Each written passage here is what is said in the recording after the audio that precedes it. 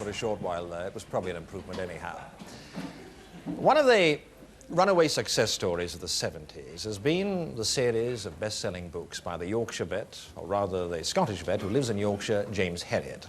And it's been the same story on Sunday evenings with the TV version, All Creatures Great and Small, which over the past couple of months has leapt to the top of the ratings to become a smash hit with more than 15 million viewers. Our first guest tonight is one of the stars of that series. He plays the part of Siegfried Farnan, Robert Hardy.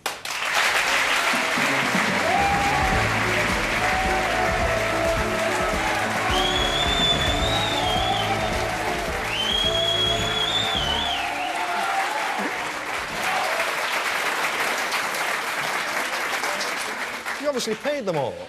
Yes, I have. Do you know, this is a very familiar place to me, and the last time I was through, actually here, I was working in the studio up the corridor, and my dog wanted to lift his leg. So I brought him through here, and they were preparing some other program, Pebble Mill one, is it? We never mentioned the that. daylight thing, you know? And I heard a voice saying, "Get that damn dog off the set!" And we crept away. Now it's nice to be welcomed.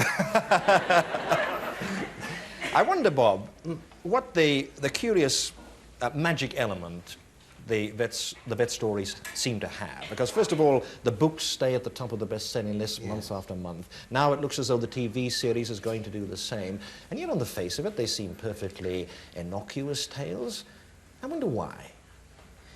I think they're charming tales. They're true tales. They're based on the fairly hard life that vets lead among animals in a ravishing part of the country, the Yorkshire Dales. And I think people perhaps suddenly feel it might be rather nice not to have to worry about a problem. The class war, the colour problem, all the awful things that we pick up they make you every feel day all's in the well newspaper. with the world. Yes, a little bit of that. We've been knocked a little bit for not talking about the Depression before the war, but that's not exactly our job. You're in the curious position of playing the part of a man who actually does exist. I mean, there really is a Siegfried Farnan. Yes, there is. I bet he sits there watching every Sunday night, watching you like a hawk. Yes, I think he switches between this and the other animal program on the other channels. He's got a remote-controlled television knob. Have you met him? Yes, I have. Yeah. I met him, the first time I met him, he came, we were already filming.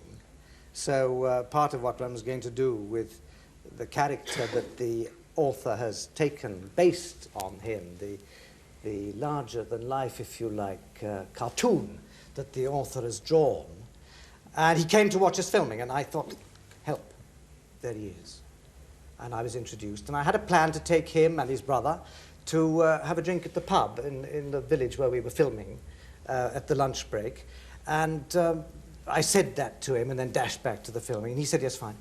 And within a moment, I found myself propelled, not roughly, but gently and charmingly. I found myself within seconds sitting in the back of his car with a glass of his wine in my hand, having been introduced to his wife.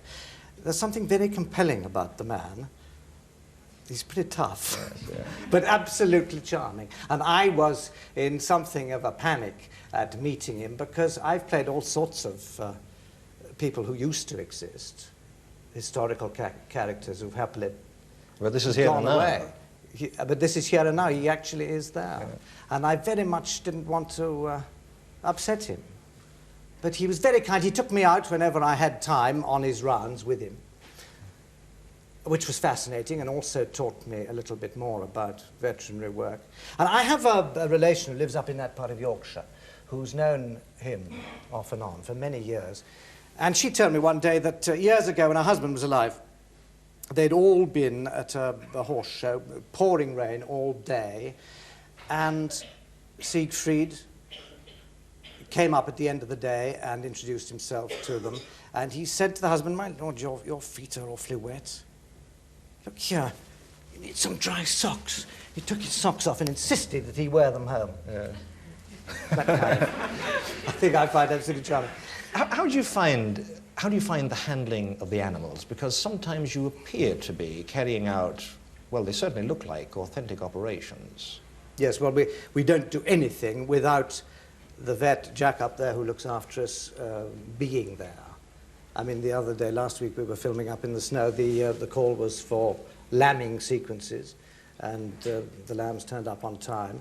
Jack presented them, the cameras rolled, and I caught hold of the head of a lamb, which was emerging. Extraordinary, thrilling moment.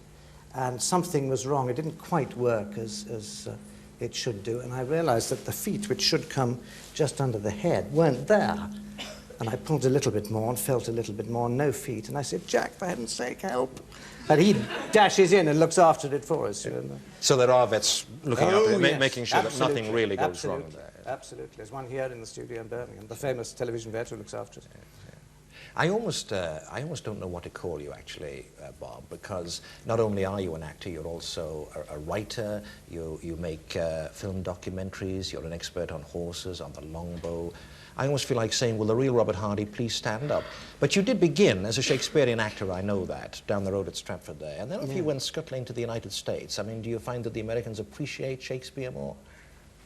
Yes, the last time I was in America acting was with Hamlet. I played Hamlet and Henry V at an enormous stadium.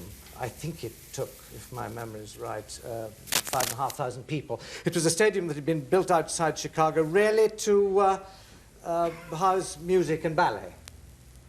And no theatre production had ever been shown there before we got there. And we arrived and discovered at once that we were going to have terrible sound problems because of the vast size of it and because it was open-sided and everything escaped.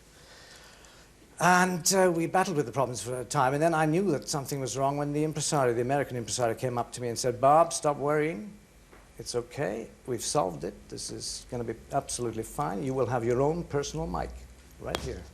And I said, well, that's fine. What about the other actors? No, just you. And I turned to you and I said, now I know you're mad. But the thing was they turned up in their thousands and sat, and very often didn't hear a great deal of what we said. We ended up with 18 microphones slung in the roof above us. But in order to pick up the sound, they were rather low, and in Hamlet, you know, there's that hell of a deal at the end. And we started cutting them down, or cutting the moorings loose. So they were falling on the stage around you? Yes, yeah, so banging you on the back as you went past. Listen, I'm going back, if I may, I'm going off at a tangent here and returning to All Creatures Great and Small, because